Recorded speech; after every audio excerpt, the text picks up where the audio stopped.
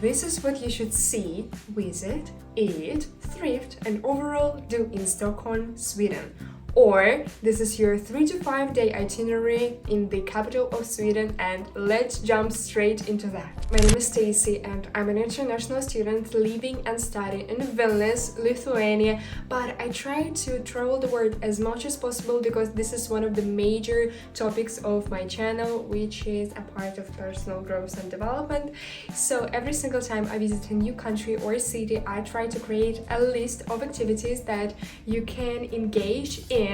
And this is what I saved from my 2 trips to Stockholm. I have been to Stockholm 2 times, both in April 2024 and in April 2025, so here I'm gonna break down the most relevant tips that I found along the way and the places that you should definitely check out when you visit this wonderful city. The video is broken down into 5 categories, so it is more convenient for you to find the necessary and relevant information. And the first one is places to see, and I also included this city that you can get to with a 1-hour drive from Stockholm, but we will jump into that a little bit later. The second one is all about museums, because I'm a big believer that if you want to make another deeper connection with the city that you're visiting, you have to visit several art galleries or museums in order to get to know the city a little bit better and just go deeper into history, its architecture, and so on and so forth. Places where to eat, even though I have to mention that I'm a budget traveler, so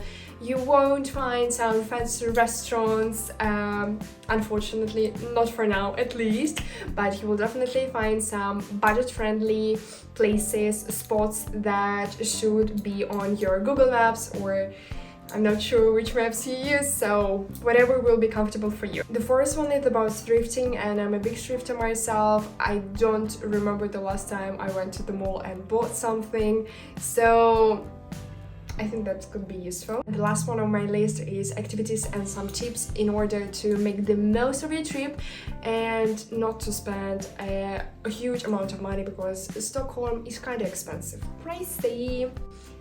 Let's go! If you haven't seen my vlogs from Stockholm, there are 3 of them, so I highly encourage you to check them out.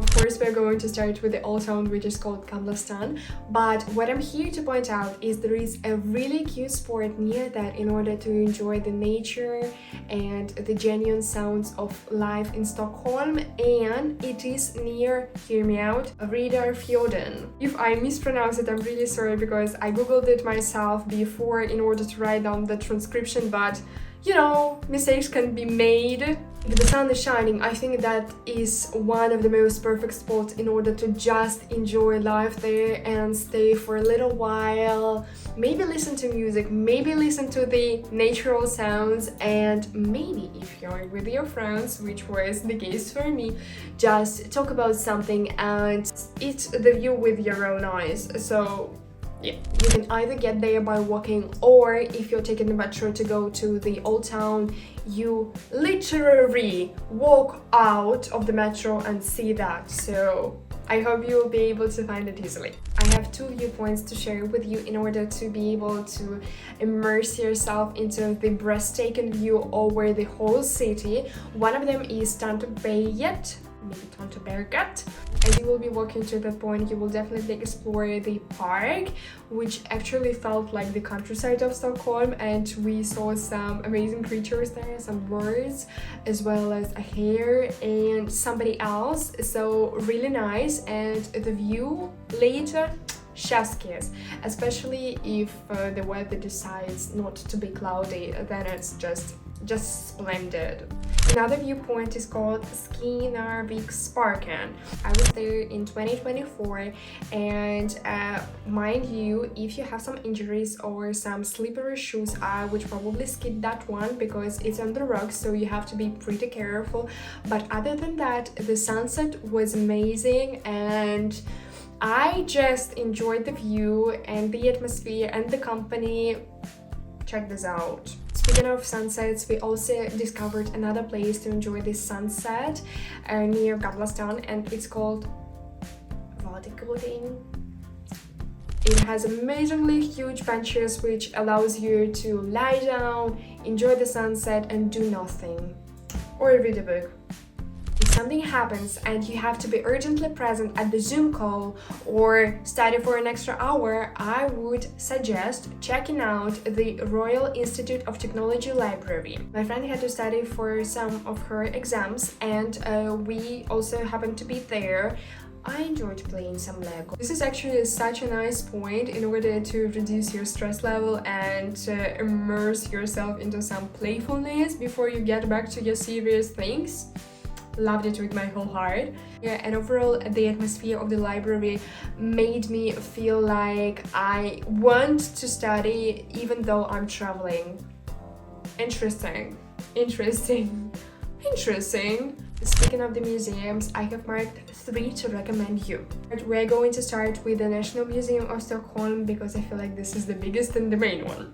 Honestly speaking, I was kind of hesitating if I should go there the second time because I felt like, oh, maybe I should check something out instead of that, but I'm super happy that I indeed went there. For the second time, I felt like the art itself speaks to me and I get to know so many interesting facts and enriched my knowledge, broadened my mind, and overall it felt an amazing impression. So check this out, guys. It's fabulous. And the entrance to the National Museum is free every Thursday from 5 to 8 p.m. So if you happen to be in Stockholm on Thursday, you should definitely check it out.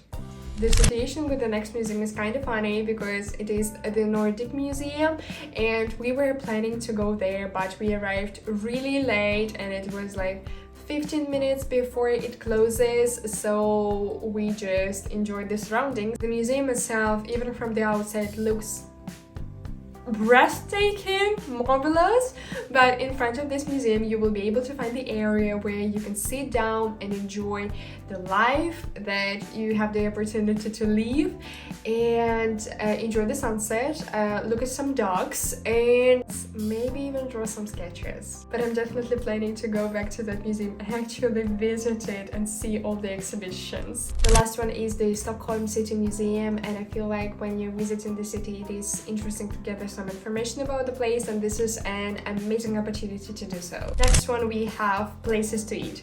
As you might know, there is this term called fika, which is the idea of going to the bakery, getting some coffee and some buns in order to have a break during the day, and this is what we have done, and here are the places where we have done it.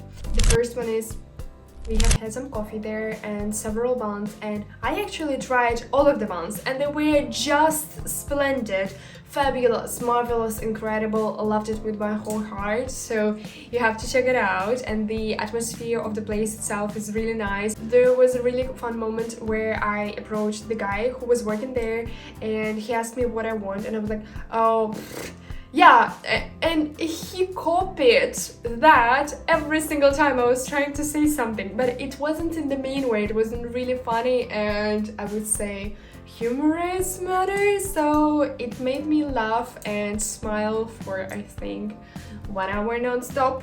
Next one is Krumel cookies and crumbs, and in my head it sounds similar like crumble cookies that are quite famous in the USA, but not here to compare because I haven't tried those. And yeah, the idea is that they have a wide range of flavors to choose from and you may find something that you have never tried before, and I think that's gonna be a wonderful experience. I'm really scared to pronounce it, but it's Nistekt Stroming. This place is recommended on social media a lot because this is considered to be the place to taste the famous toast with herring. I'm not a fan of herring myself, so this was an opportunity for me to convince my friends to take it and for me to have a small bite, just in case. But it turned out to be really interesting and they loved it.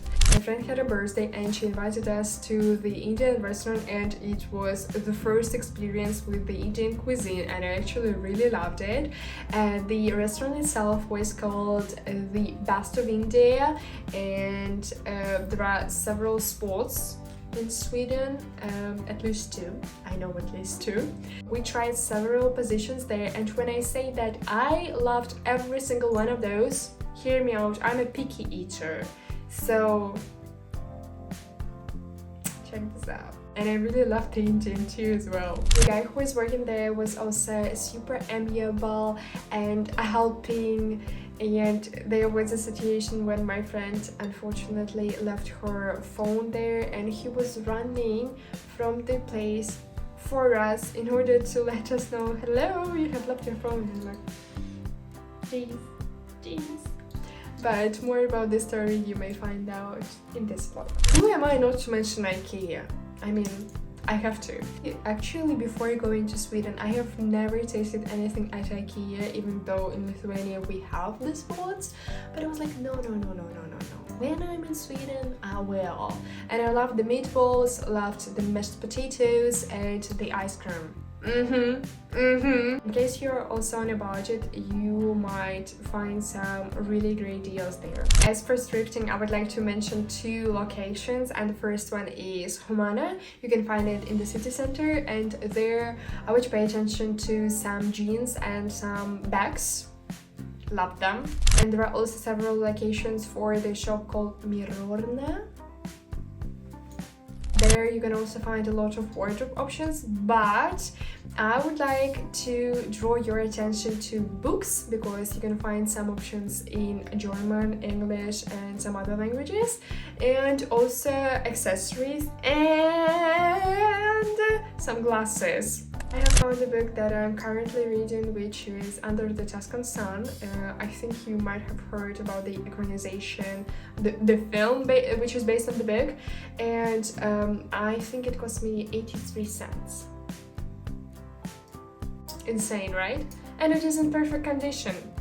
My friend bought there, I think, a watch which was less than 10 euros, and another friend of mine bought there a really nice glass that she uses right now at her wonderful home parties. Last but not least, what about some activities and some tips? First of all, you may take the ferry and explore the surroundings, and I think that going one way can be up to 3 hours, so you might have a lot of things to see, or you might take off at another island. And there is also an opportunity to go from Stockholm to another city called Vaxholm, which is on a separate island, and I felt like we went to the countryside, and it is a completely different world where everything was way calmer and slower, and we just spent, I think, up to 3 hours talking, eating something, playing some games.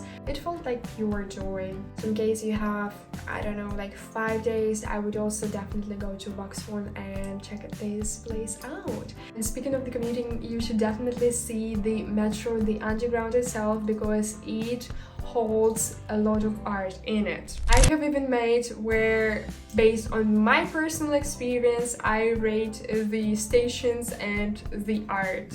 So don't forget about that. The last tip for today is to download this app, because there you check the transport, you buy the tickets, and overall it's really convenient, because sometimes the schedule that is portrayed on Google Maps is not that accurate. Thank you so much for watching. I hope that these places will find the perfect place in your itinerary, and let me know what I should do on my next trip to Stockholm, because it's gonna be in a couple of months. I have to be prepared.